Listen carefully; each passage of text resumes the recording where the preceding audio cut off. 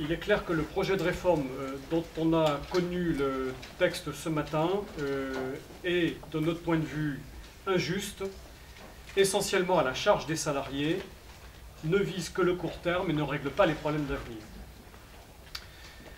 Le point le plus important pour nous, c'est que c'est une réforme qui, dans sa mouture actuelle, est doublement injuste. Elle est d'abord injuste quant à l'impact des mesures qui sont proposées sur l'allongement de la durée d'activité. Elle conduit à des inégalités très fortes. Pour l'expliquer très simplement, prenons la situation de deux salariés nés en 1956. L'un qui aurait commencé sa carrière professionnelle autour de 18 ans et demi et l'autre qui l'aurait commencé à 21 ou 22 ans. Pour le premier, qui aura déjà ses 41 ans et demi de cotisation avant 60 ans, la réforme proposée conduit à 2 années de plus d'activité. Dans le second cas, ça conduit à 3 mois de plus d'activité. Et donc, on a une réforme qui vise à des changements très forts, très brutaux, puisque pour des salariés dont l'horizon de la retraite est 2016-2018, on a un impact qui va de plus 3 mois d'activité à plus 2 ans d'activité.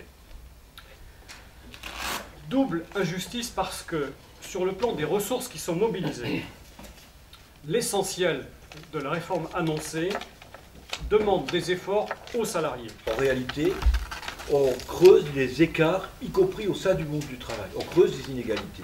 Et là, on voit bien que le gouvernement est totalement, enfin, qu'il a des réponses totalement inadaptées. Sur les polypensionnés, c'est simple, il n'y a pas un mot. Il n'y a pas un mot sur les polypensionnés. Or, c'est un sujet sur lequel tout le monde sait que c'est injuste. Tout le monde sait qu'il y a aujourd'hui environ 41% des salariés, lorsqu'ils liquident leur retraite, qui appartiennent déjà à plusieurs régimes. Et on sait que dans les années qui viennent, très rapidement, les salariés polypensionnés vont devenir majoritaires, plus de 50%. Ça veut dire qu'on maintient dans notre système de retraite, pour des raisons de mobilité qui sont soi-disant des raisons de modernité, et nous on partage cette idée que la mobilité est nécessaire, en fait on sanctionne les mobilités. On les sanctionne au sein des régimes alignés, et évidemment on les sanctionne entre le privé et le public. Il n'y a rien qui est dit. Sur l'amélioration de la prise en compte des trimestres non travaillés, il y a 2 mesures dans les annonces gouvernementales. Il y en a une qui concerne les indemnités journalières pour les périodes de maternité. C'est plutôt positif.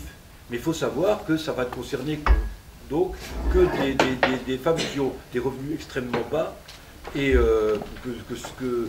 pour que ça compte réellement sur les 25 meilleures années. Sinon, ça jouera très très peu d'effet. C'est pas mal. C'est une petite mesure qui est plutôt positive. Mais elle est là aussi, elle est plutôt symbolique. Concernant les jeunes, on nous annonce que les durées de cotisation non indemnisées par le chômage vont passer de 4 mois à 6 mois. Alors, enlevez-moi d'un doute. Nous, il nous semble que ces périodes non indemnisées qui donnent droit à des trimestres à la retraite sont des trimestres qui suivent des périodes indemnisées et pas qui précèdent les périodes indemnisées. Ça veut dire que cette mesure ne concerne pas du tout les jeunes. Elle concerne des gens qui sont au chômage, qui sont en fin de droit, qui n'ont plus d'indemnité du tout de chômage. Et là, effectivement, ça passe de 4 à 6 mois. Mais ça ne répond pas à ce que la CFDT a demandé à son congrès de la prise en charge des périodes de chômage, en particulier avant l'accès au premier emploi. Pour la CFDT, ce projet est très très loin d'être la réforme que nous voulons, très très loin de répondre aux exigences de lisibilité, de justice sociale, de pérennité d'un système.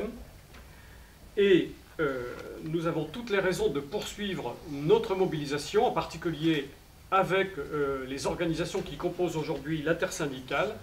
Et nous espérons être en capacité de communiquer de la meilleure manière possible sur ce que ce projet de réforme a comme impact direct pour les salariés afin de réussir notre mobilisation du 24 juin.